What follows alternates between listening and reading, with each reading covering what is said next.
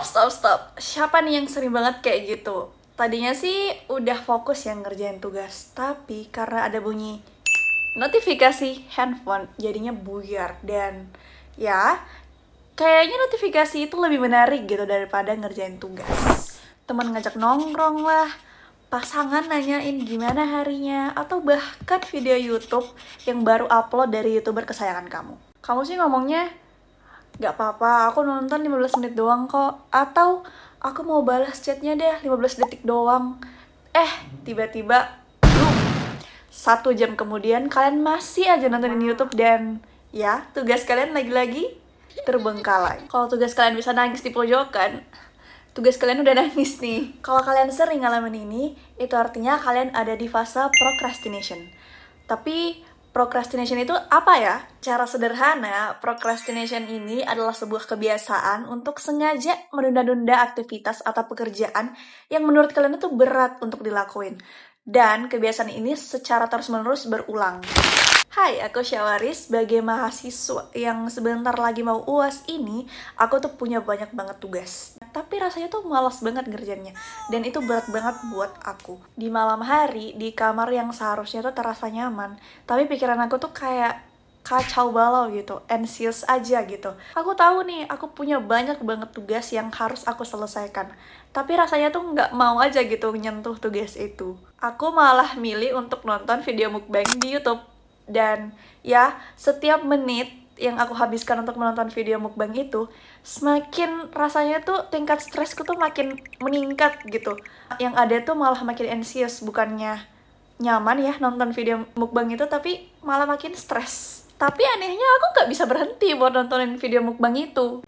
Di posisi ini aku sadari bahwa hal itu bukan terkait dengan aku menunda tugas, tapi tentang bagaimana sih aku bisa mengelola emosi aku, menghadapi emosi aku ketika aku dihadapkan oleh tugas-tugas yang menurutku tuh berat untuk hidup aku. Banyak banget yang mengira kalau misalnya kita terkena procrastination, itu artinya kita salah dalam memanajemen waktu kita. Tapi menurut penelitian dan juga pengalaman aku sendiri, bahwa procrastination itu bukan sekedar masalah manajemen waktu, tapi bagaimana sih kita mengelola emosi kita terhadap suatu pekerjaan atau aktivitas yang akan kita lakukan. Dan kenapa sih kita bisa terkena procrastination itu?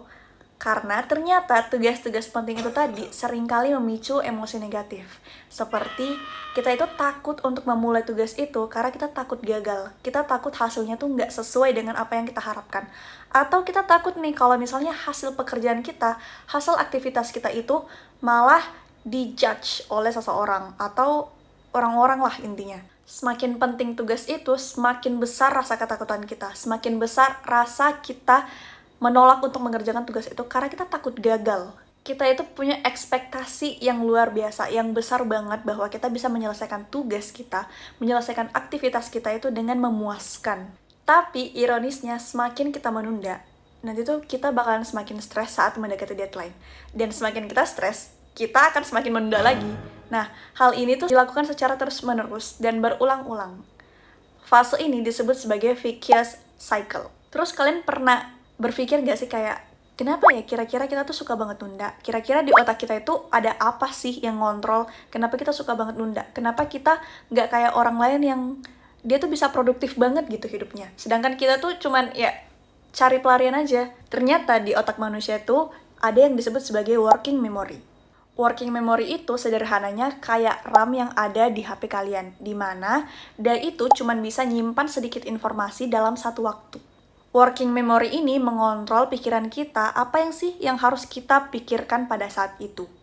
Lalu bayangin deh, misal ya, di working memory kalian itu ada 2 player yang lagi berantem, si bijak dan juga si monyet.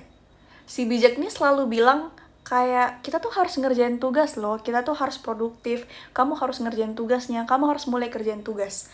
Sedangkan si monyet ini bilang, nggak mau, tugas itu berat, mending kita nonton YouTube aja, atau mending kita main game aja, daripada ngerjain tugas, ribet, mending kita have fun.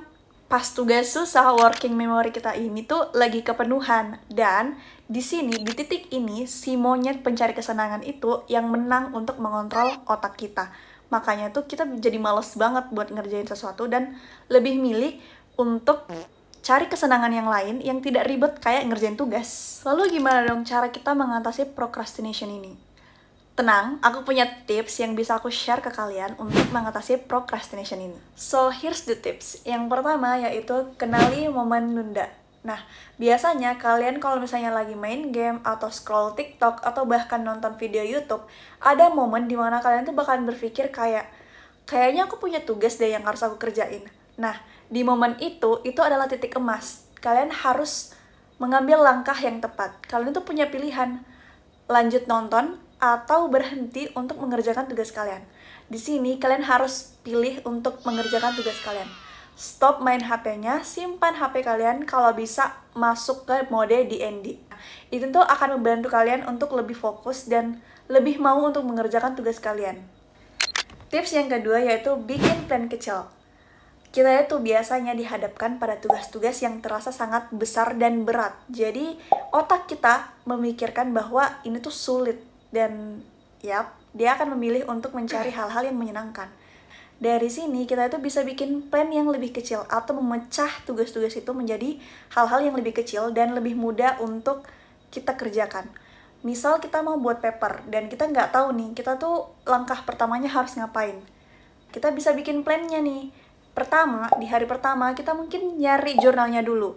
Di hari kedua, kita baru baca jurnalnya. Di hari ketiga, kita baru mulai nulis. Itu akan membantu otak kita paham bahwa tugas-tugas ini tuh sebenarnya nggak sulit kok. Tips ketiga atau yang terakhir yaitu jalani lewat pintu. Maksudnya apa ya? Kalau misalnya kalian pernah nih masuk ke kamar terus tiba-tiba lupa pengen ngapain. Nah, itu tuh disebut sebagai doorway effect. Kalian bisa pakai tips ini untuk kalian yang masih nge-stuck untuk nunda-nunda. Ini tuh bisa bantu otak kalian untuk lebih refresh dan itu bisa membantu mereset otak kalian. Coba deh untuk keluar kamar atau muterin rumah atau sekedar jalan ke toko kelontong di sebelah rumah. Nah, itu tuh bisa bantu kalian untuk bisa berpikir lebih jernih dan lebih refresh aja. Pikiran kalian tuh nggak bakalan nge-stuck lagi di pilihan mau tugas atau mau main game. Aku juga pernah kok jadi prokrastinator berat. Yang tugas numpuk itu aku malah milih buat nonton drakor daripada ngerjain tugas itu. Tapi aku sadar bahwa hal-hal ini tuh nggak boleh dibiarin dan aku harus berusaha untuk berubah. Dan aku mulai dari hal-hal yang kecil tadi, dari tips-tips yang aku berikan. Kayak kata mamaku bahwa Tuhan itu akan selalu ngasih jalan kalau misalnya kamu mau berusaha. Kita tahu bahwa hidup kita itu nggak selamanya. Dan kita punya deadline untuk itu. Daripada kita nyesel di masa depan, mending kita mulai dari hal-hal yang kecil dulu di saat ini. Kita nggak boleh buang waktu untuk nunda-nunda sesuatu yang akan membuat kita malah makin stres di masa depan dengan penyesalan. So, let's try this now daripada kalian nyesel di masa depan. Jadi, stop main gamenya, kita kerjain tugas masing-masing. Bye!